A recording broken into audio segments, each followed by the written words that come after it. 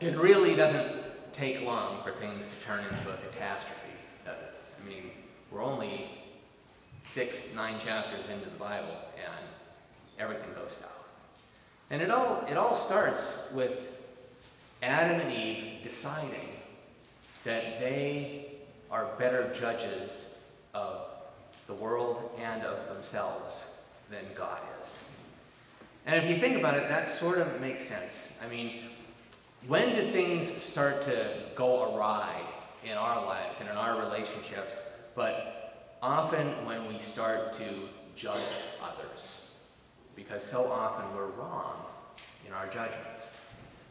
You know, maybe you've heard this example from Stephen Covey, the guy that wrote 7 Habits of Highly Successful People. He tells this story. He says, well, there's a businessman, he's headed home on the subway, and there's these 3 kids that are just tearing up the subway car. They're running around, they're yelling, they're knocking into other passengers, and their father is just sitting there totally oblivious. None of you have ever seen this situation, have you? And finally, you know, one of the kids bumps into the businessman, and the businessman goes over to the father and says, hey, you know, get control of your kids. They're making a disaster at this place. And the guy looks up and he says, oh, I'm really sorry. You know, we just came from the hospital where the kid's mother died, and we don't even know what we're going to do. Changes the whole thing, right? Changes the whole situation. Maybe we realize sometimes that we are not the best judges of other people, and really not even the best judges of ourselves. I think the story of Cain and Abel makes it crystal clear that one of our biggest problems is judging others and judging ourselves, rather than leaving the judging completely to God. So, I mean, you know the story. Soon after leaving the garden, Eve gives birth to Cain. But notice this. Notice the way Eve puts it. The text says, now the man knew his wife Eve, and she conceived and bore Cain, saying, I have produced a man with the help of the Lord. Kind of a fascinating thing for her to say. After they're out of paradise now, and yet God is still there. God is still with them. God is still helping them. They may have messed up, but God has not abandoned them. Next, Eve gives birth to Abel. Now, Abel is a shepherd and Cain is a farmer. So far, so good. Then Cain decides to bring an offering to the Lord. God does not ask for this offering. God does not start religion. Human beings start religion. There's no command from God to bring a gift. So the natural question is, why is Cain bringing this offering?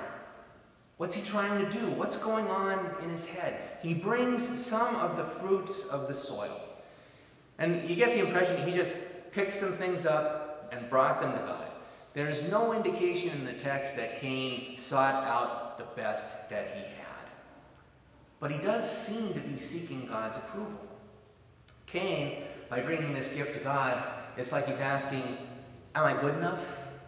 If I give you this, will I be okay? Can I have some approval? But Cain has already decided on the answer to that question. And it won't be long before he sees the answer that he expects in God's face. Abel, on the other hand, he sees his brother start this offering thing, and he says, oh, okay. So he picks out the best of the best.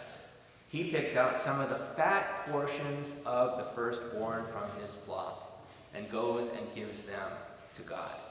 There's a big difference between the two brothers. It's as if Abel comes up to God and says, I know I've been blessed. Thank you.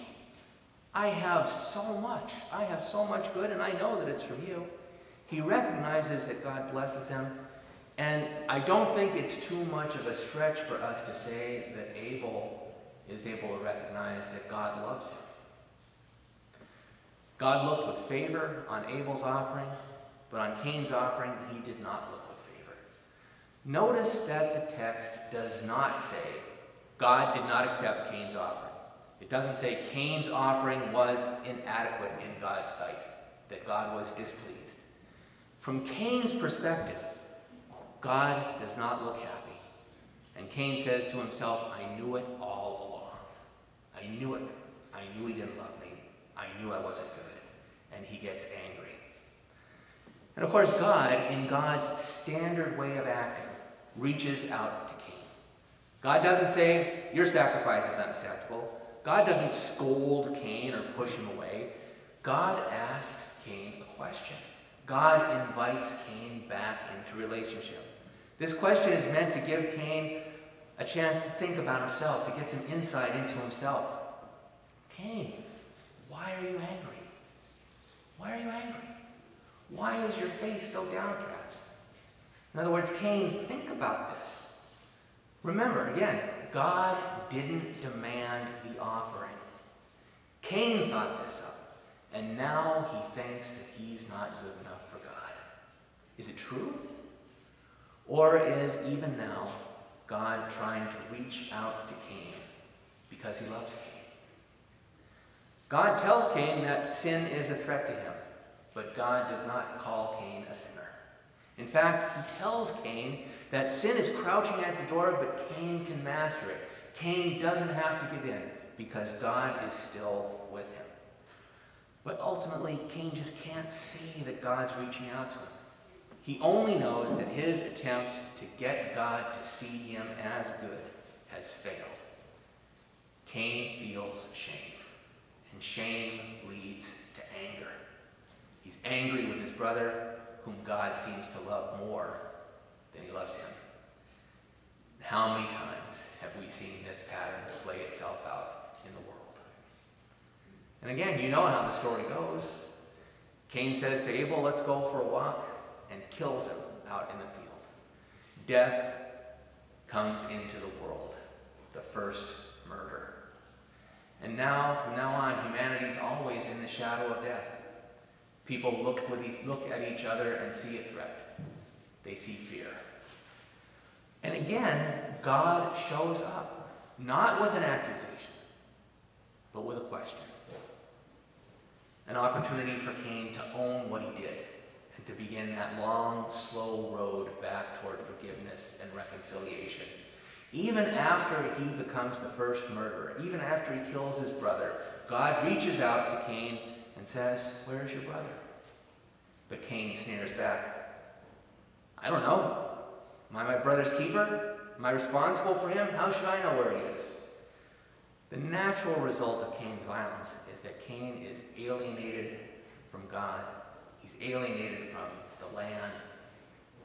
He's just exiled in himself. He's forced to become a wanderer. And yet notice the way the text plays out. God does not say to Cain, now you are being punished. I am driving you out from the land. God doesn't say that. God says, look, as a result of this, you spilled your brother's blood all over the ground. Things can never be the same. There is a consequence to this. But the way Cain interprets it, Cain is the one who says, you're driving me out. You're making me go away from your face. You're punishing me. But God says none of those things. Cain takes the judgment all on himself. He judges his brother. He judges himself. And life just goes downhill. That violence that inevitably comes when we judge ourselves and others begins. And it doesn't take long before it blows completely out of control, right? It doesn't take long before God looks down at the world and every inclination of the human heart is only evil all the time. Doesn't get much worse than that, does it? It's every inclination is only evil all the time. I mean, that even sounds worse than it is in Washington now, right? Really bad. Really bad. And notice that even here, like the kids pointed out, God does not respond in anger. God isn't mad. God is deeply troubled. God is sad. God regrets that things have gotten to this point. And so God decides to start all over again. And notice that this is for our sake. This isn't for God's sake. We need to remember who these stories are for. They're for us. They're for us to help us understand who God is and to help us understand who we are. The flood comes and washes the world clean so that humanity can't say, well, if only God had given us another chance, we would get it right. You know, Noah is righteous and blameless, but it doesn't take very long for things to get ugly after the ark finds some dry ground. Indeed, even as God promises never to send a flood again and never to curse the ground again because of humankind, God says, the inclination of the human heart is evil from youth. We're right back where we started. Did the flood really do anything? After the flood, we have the same problem. We tend to judge others and ourselves. We call ourselves and others evil. This story tells us in a powerful way that we cannot get rid of the evil in the world by getting rid of all the evil people. The flood came and washed away everything that was wicked on the earth. And somehow those few remaining people managed to recreate the feeling that they were not good enough, that they were evil. And the cycle started all over again. Now, do you really think that God didn't know that it was going to turn out this way? Like this was a surprise to God? Who's the story for? It's for us. God knew, but now we humans know too. We know that we can't get rid of the shadow of death by killing off all the evil people, that violence never gets rid of all the violence. The only way to get rid of the evil is to replace it with good. The judgment that people place on themselves and others needs to be replaced with trust in God, with mercy for one another. And only God can do that. And of course, we know how God ultimately does that. We know how God ultimately shines the light into that shadow and drives it away. I mean, we hear it in Luke's gospel from the prophet Zechariah, that we hear about that day when people will be given the knowledge of salvation, the knowledge of wholeness, the knowledge of return to health and goodness through the forgiveness of their sins by the tender mercy of God. When the rising sun will come to us from heaven to shine on those living in darkness and in the shadow of death, to guide our feet into the way of peace. Time after time after time, God tries to show us that we're loved and accepted. The message, of course, comes most clearly through Jesus, who through his words and his actions shows that God is still at work in the world, working to bring forgiveness and mercy and peace. Now these stories of Cain and Abel and Noah, show us how our own judgment leads to violence and death. The stories also show us that God never gives up on us. So in some ways, it is no surprise that someday Jesus comes into the world, the very Son of God, God in a human form, that he comes into the world to clearly reveal God's loving purpose for us and for all creation.